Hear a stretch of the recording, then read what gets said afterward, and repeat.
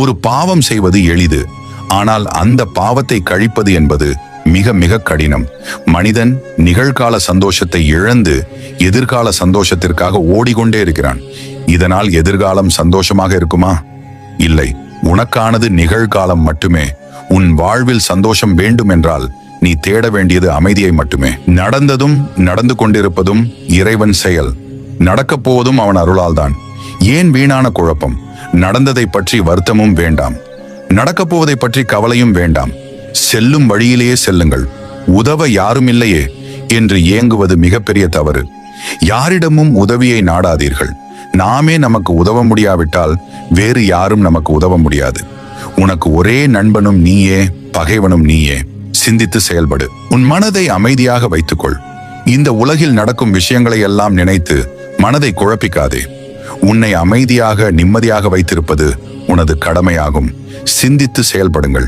இழந்ததை ஈடு செய்ய முடியாது, ஆனால் உன் மனநிலையை அல்ல. கடந்து போவதுதானே வாழ்க்கை. சிலவற்றை கடக்க பழகு, பலவற்றை மறக்க பழகு. உன்னில் மாற்றம் உருவானால்தான் உன் வாழ்க்கையில் மாற்றம் உருவாகும். உனது மனம் வருந்தினாலே போதும். உனக்கு பாதிப்பை தந்தவர்களுக்கான தண்டனையை காலம் கொடுத்தே தீரும். எல்லாமே உடனே நடக்க வேண்டும் என்று நினைக்காதே. தாமதமாயினும் என்றும் தர்மமே வெல்லும்.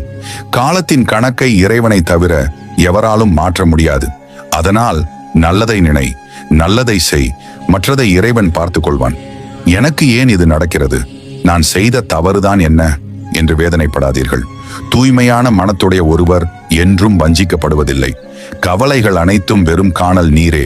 ஒரு கவலையை நினைத்தால் போதும், 1000 கவலைகள் வரிசை கட்டி கொண்டு வரும். அப்பேற்பட்ட மாயை நிறைந்ததுதான் இந்த மனம். முதல் நினைப்பிலேயே விழிப்புணர்வு வேண்டும். இல்லை என்றால் மனம் முழுவதும் சோகத்தின் நறுமணம்தான். கடவுள் நீ கேட்டதை தரவில்லை என்று கவலைப்படாமல் கெட்டதை தரவில்லை என்று மகிழ்ச்சி கொள். இருப்பதை கொண்டு மகிழ்ச்சியுடன் வாழ். இல்லாததை நினைத்து கவலைப்படாதே. உன்னை படைத்த கடவுளுக்கு தெரியும் உனக்கு எந்த நேரத்தில் எது தேவை என்று. அவன் மேல் நம்பிக்கையுடன் இரு, நல்லதே நடக்கும். வாழ்க்கை முழுக்க வலிகள் நிறைந்து மனபாரத்தோடு போராடுகிறோமே என்று மனம் தளர்ந்து விடாதே.